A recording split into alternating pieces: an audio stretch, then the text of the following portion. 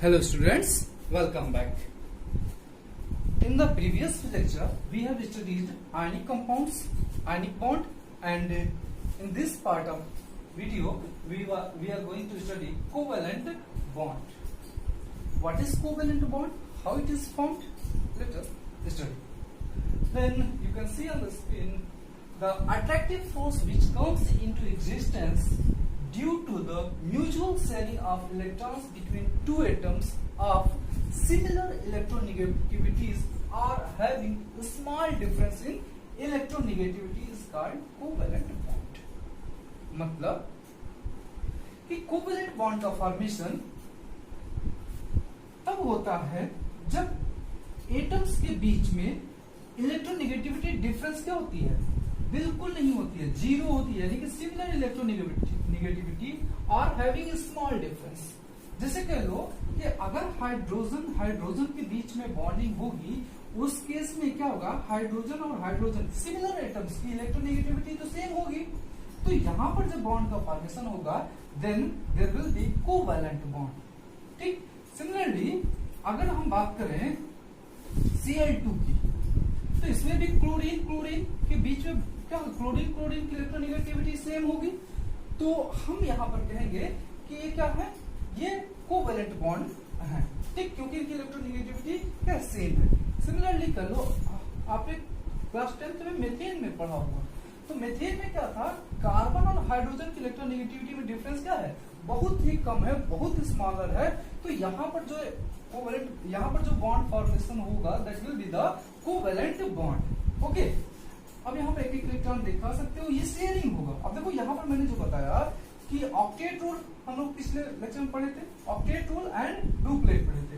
तो हाइड्रोजन के केस और हीलियम के केस में मैंने बताया था तो वह डुप्लेट फॉर्म होगा, क्योंकि ये 8 इलेक्ट्रॉन तो अचीव ही एक्सेप्शन है, 8 इलेक्ट्रॉन ये अचीव ही नहीं कर सकता। तो यहाँ पर हाइड्रोजन क्या होगा? एक इसका शेयर ले लेगा और ये हाइड्रोजन एटम इस दूसरे वाले हाइड्रोजन एटम के इलेक्ट्रॉन को ले लेगा, शेयर कर लेंगे एक तरीके से। ठीक है, तो यहाँ पर जो कोवैलेंट बॉन्ड का फॉर्मेशन होगा that will be the covalent bond. Similarly in the case of chlorine, इसके पास 7 इलेक्ट्रॉन्स होते हैं। कितने? वैलेंस इलेक्ट्रॉन कितने होते हैं? 7। हाँ, पता चले आपको हो कि 7 इलेक्ट्रॉन बताया सर टोटल।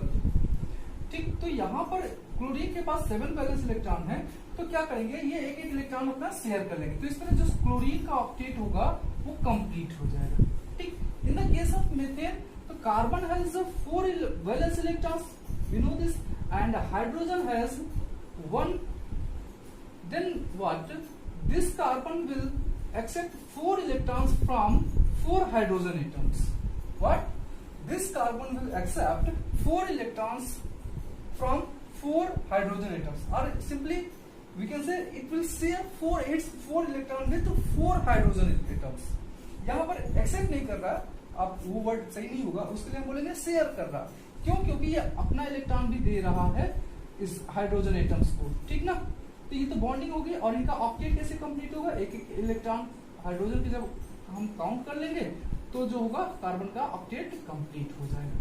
ठीक, और हाइड्रोजन के केस में क्या होगा? डुप्लेट कंप्लीट होगा। क्यों? क्योंकि हाइड्रोजन 8 तक रीच ही नहीं कर सकता। ठीक है ना, ये हो गए कोवैलेंट बॉन्ड। अब देखो कोवैलेंट बॉन्ड जब होता है, देखो जब 1 इलेक्ट्रॉन की शेयरिंग हुई तब ये क्या होगा? Single covalent bond. जब 2 इलेक्ट्रॉन की शेयरिंग होगी उस केस में क्या होगा? Double covalent bond. 3 इलेक्ट्रॉन की शेयरिंग होगी उस केस में क्या होगा? Triple covalent bond. तो जैसे एग्जांपल आप देख सकते हो ऑक्सीजन के केस में, O2 के केस में। अब ऑक्सीजन में हम जानते हैं कितने 6 वैलेंस इलेक्ट्रॉन्स होते हैं, तो ये क्या करेगा? जो दूसरा वाला ऑक्सीजन एटम होगा उसके पास भी क्या होगा? 6 वैलेंस इलेक्ट्रॉन होंगे। तो ये दोनों एटम्स, ये देखो इनकी इलेक्ट्रोनेगेटिविटी सेम है, तो सेम है, तो उस केस में ये इलेक्ट्रॉन्स का शेयरिंग करेंगे। तो जब शेयर करेंगे तो इनका ऑक्टेट कंप्लीट हो जाएगा। तो ये डबल कोवैलेंट बॉन्ड हो गया। 2 इलेक्ट्रॉन शेयर है, 2 इलेक्ट्रॉन इस ऑक्सीजन का, 2 इलेक्ट्रॉन इस ऑक्सीजन का, दोनों ने अपना 2 इलेक्ट्रॉन शेयर किया, तो डबल कोवैलेंट बॉन्ड का फॉर्मेशन हो गया। इसी तरह अगर ट्रिपल की बॉन्ड की एग्जांपल देखते हो तो नाइट्रोजन, अब इसके पास कितने होते हैं? 5 वैलेंस इलेक्ट्रॉन होते हैं। तो 5 वैलेंस इलेक्ट्रॉन को आप इस तरह रिप्रेजेंट कर दो, 3 इलेक्ट्रॉन को एक ही तरफ दिखा दे रहे हैं। ठीक, और दूसरा नाइट्रोजन जो होगा उसके पास भी 3 इलेक्ट्रॉन्स होंगे। ठीक, और 2 इधर अलग हमने दिखा दिया, 5 इलेक्ट्रॉन इसके, 5 इलेक्ट्रॉन वैलेंस इलेक्ट्रॉन दोनों के हो गए। अब इनमें 3 इलेक्ट्रॉन की शेयरिंग हो जाएगी, तो यहाँ पर ट्रिपल कोवेलेंट बॉन्ड का फॉर्मेशन हो जाएगा। ये बात आपको समझ में आ गई, ठीक। Multiple covalent bond. अब होता क्या है ना कि कुछ जो एटम्स होते हैं मोर देन 1 कोवेलेंसी करते हैं। अब देखो एक चीज यहाँ पर समझ जाओ कि कोवेलेंसी क्या चीज है। कोवेलेंसी तो कर सकते हो number of bond formed by the compound is known as covalency. अब कंपाउंड कौन सा, कोवेलेंट कंपाउंड।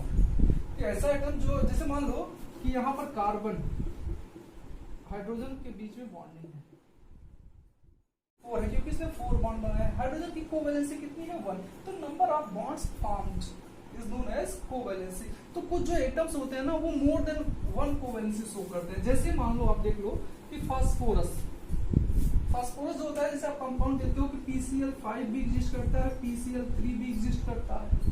तो PCl5 PCl3 एग्जिस्ट कैसे करेगा।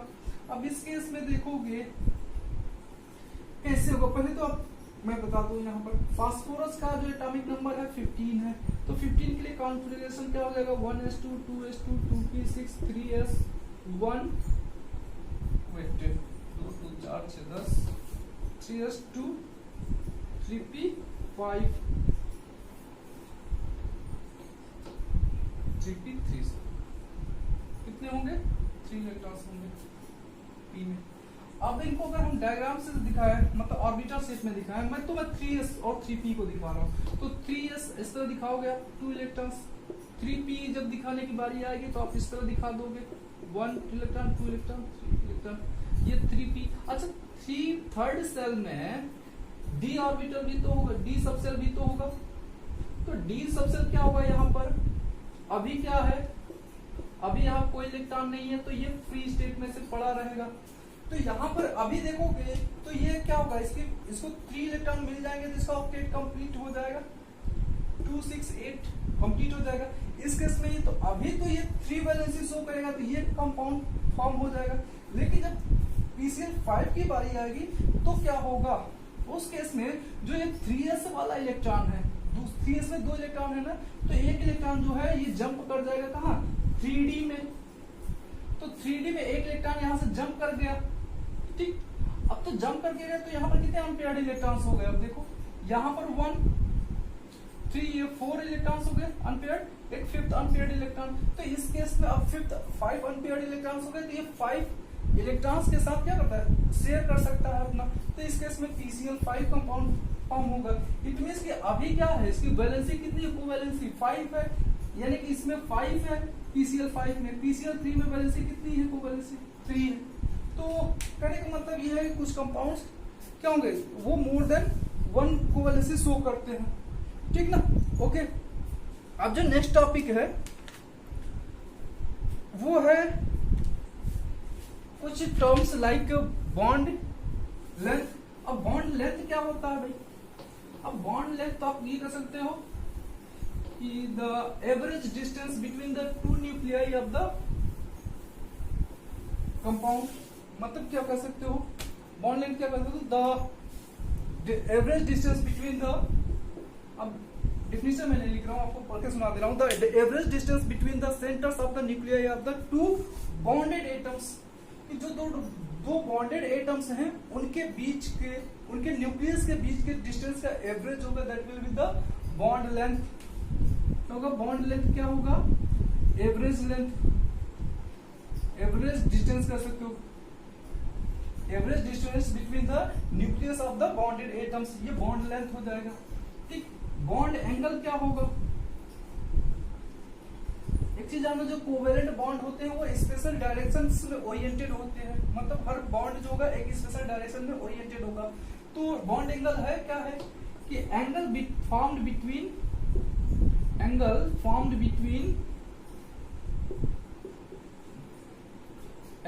बिटवीन 2 बॉन्ड्स, 2 कोवेलेंट बॉन्ड्स, क्या होगा ये, इसको बोलेंगे बॉन्ड एंगल होगा। जैसे कि आप पढ़े होंगे कार्बन में थे, इसमें कार्बन हाइड्रोजन में, मीथेन के केस में कितना था 109.28 मिनट।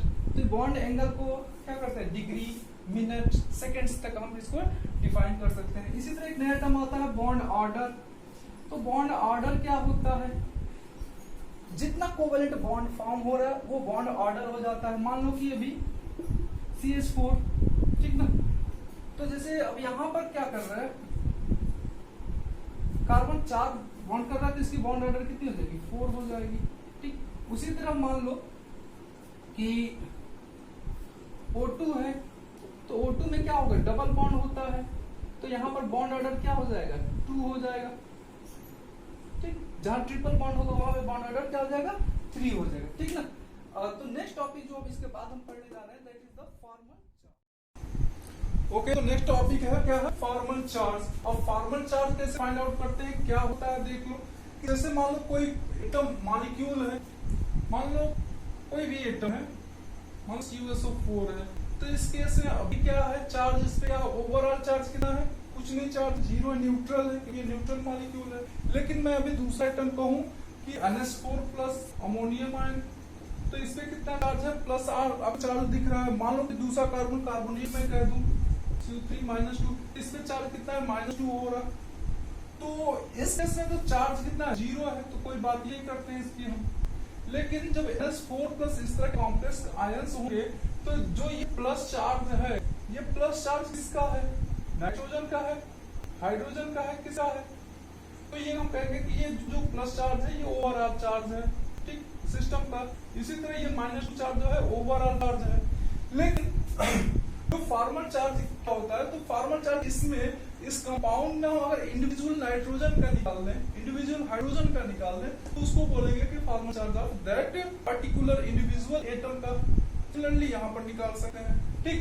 तो फॉर्मल चार्ज से होता क्या, तो फॉर्मल चार्ज से हम स्ट्रक्चर्स को डिफाइन करते हैं, स्ट्रक्चर्स को कंफर्म करते हैं। जिस स्ट्रक्चर मान लो कंपाउंड है उसके 1 से ज्यादा स्ट्रक्चर हैं, तो 1 से ज्यादा स्ट्रक्चर पॉसिबल हैं, तो सभी स्ट्रक्चर में जिस स्ट्रक्चर के लिए एटम्स के समझना कि अगर एक कंपाउंड के 1 से ज्यादा स्ट्रक्चर्स पॉसिबल हैं तो सारे स्ट्रक्चर्स के अलग अलग एटम इंडिविजुअल एटम्स के अगर फॉर्मल चार्ज की बात करें जिसकी फॉर्मल चार्ज मिनिमम होगी वो वाला स्ट्रक्चर स्टेबल हो जाएगा।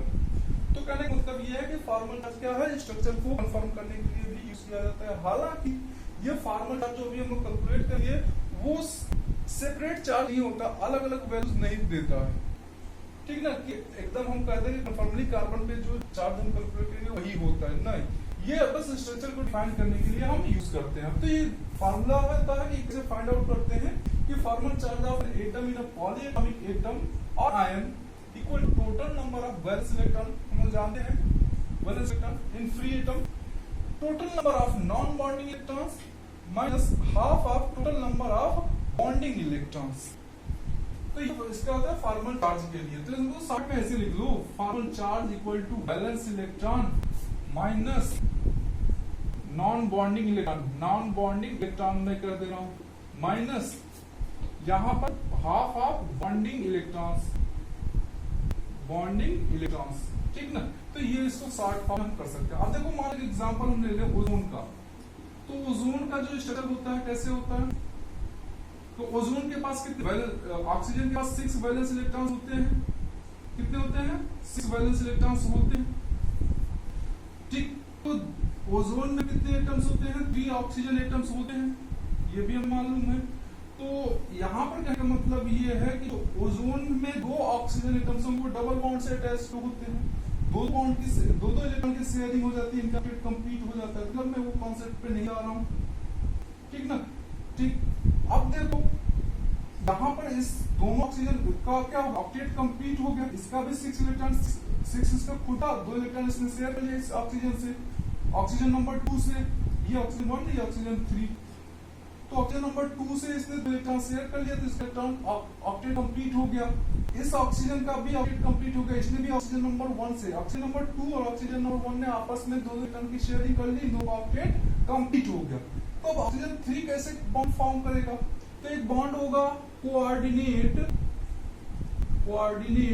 Covalent bond, coordinate covalent bond क्या होता है, इसमें भी शेयरिंग होता है इलेक्ट्रॉन्स का, लेकिन बस कंडीशन ये होता है कि ये कोवैलेंट बॉन्ड में जो बॉन्डिंग इलेक्ट्रॉन्स होते हैं, दो के दोनों बॉन्डिंग इलेक्ट्रॉन्स एक ही एटम देता है, और वो एटम देता है जिसका ऑक्टेट कंप्लीट है।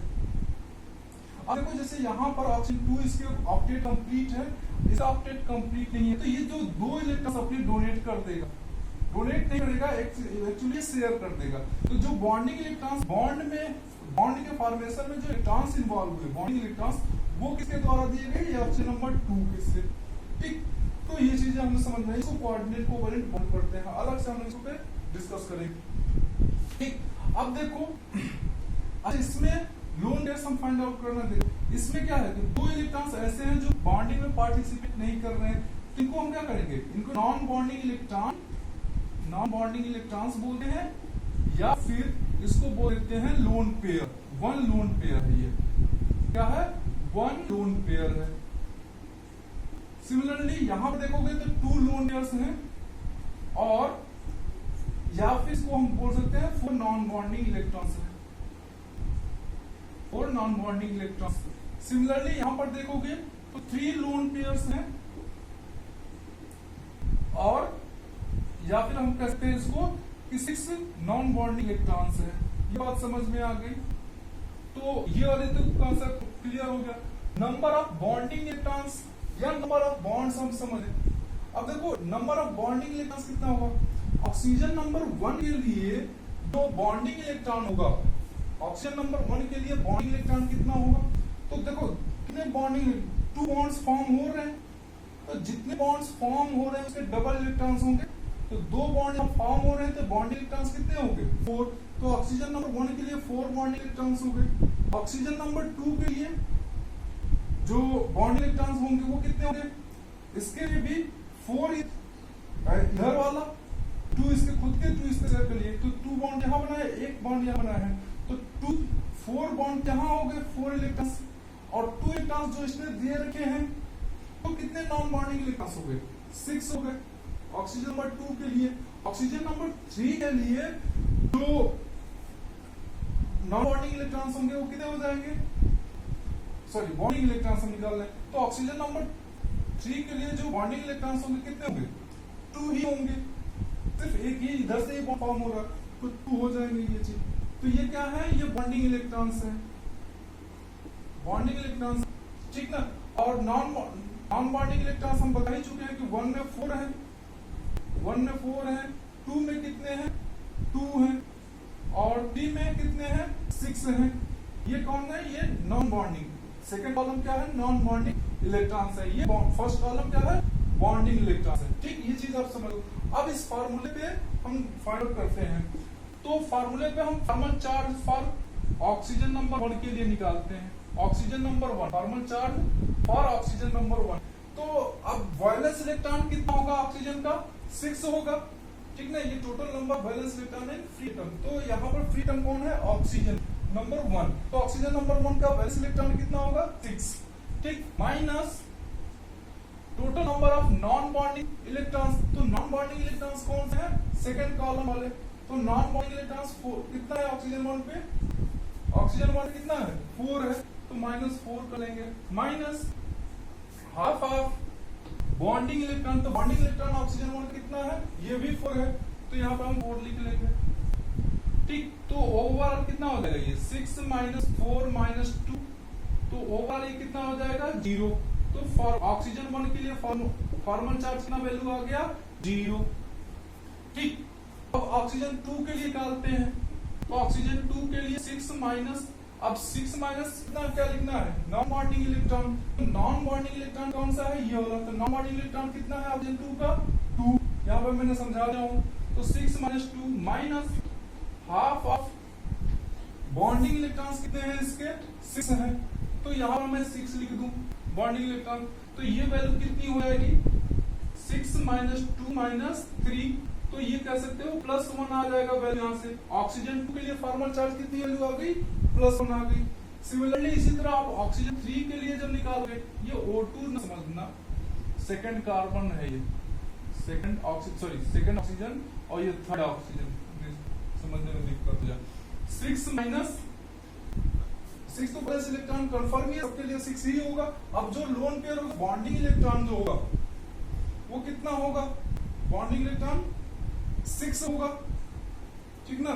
तो यहाँ पर पहले हमें नॉन बॉन्डिंग इलेक्ट्रॉन लिखना है, तो नॉन बॉन्डिंग इलेक्ट्रॉन कितना हो रहा है यहाँ पर, ऑक्सीजन 3 के लिए नॉन बॉन्डिंग इलेक्ट्रॉन कितने हो रहे हैं, तो नॉन बॉन्डिंग ये 3 प्लस है तो 6 ही हो जाएंगे, ठीक है। तो यहाँ पर हम 6 लिखेंगे माइनस हाफ। अब बॉन्डिंग इलेक्ट्रॉन्स कितने हैं इसके, बॉन्डिंग इलेक्ट्रॉन 2 है, क्योंकि एक ही कोऑर्डिनेट बॉन्ड फॉर्म हो रहा था। तो इसको जब सब करोगे 6 माइनस 6 0 हो जाएगा, लेकिन हाफ ऑफ 2 का आधा कितना हो जाएगा -1। तो कहने का मतलब ये है कि ये जो ऑक्सीजन है ये वाला थर्ड वाला, इसमें माइनस चार्ज होगा, -1 वैल्यू होगी, और ये जो ऑक्सीजन नंबर 2 है ये +1 वैल्यू होगी, ठीक ना। इट मींस कि ये पोलर बिहेवियर यहाँ पर शो कर रहे हैं, ये पॉजिटिव, मतलब क्या है, एक तरीके से ये चार्ज ऑक्युपाई करते हैं। तो हम ये देख पाए यहाँ पर कि इस एटम में, एक ही पार्टिकुलर एटम में, मॉलिक्यूल में, सॉरी एक ही मॉलिक्यूल में जो डिफरेंट एटम्स हैं वो डिफरेंट चार्जेस ऑक्युपाई करते हैं, ठीक ना। अब दूसरा स्ट्रक्चर भी हम फाइंड आउट कर सकते हैं, जैसे आप क्या करो, डबल बॉन्ड इधर लगा दो इधर करो, तो फिर भी यही वैल्यूज आएंगी, तो सबके लिए यही वैल्यूज आएंगी, तो इसका जो स्ट्रक्चर होगा यही स्टेबल हो जाएगा, ठीक ना। तो उम्मीद करता हूँ आपको ये चीजें समझ में आई होंगी। Thank you for watching the video and keep liking and sharing.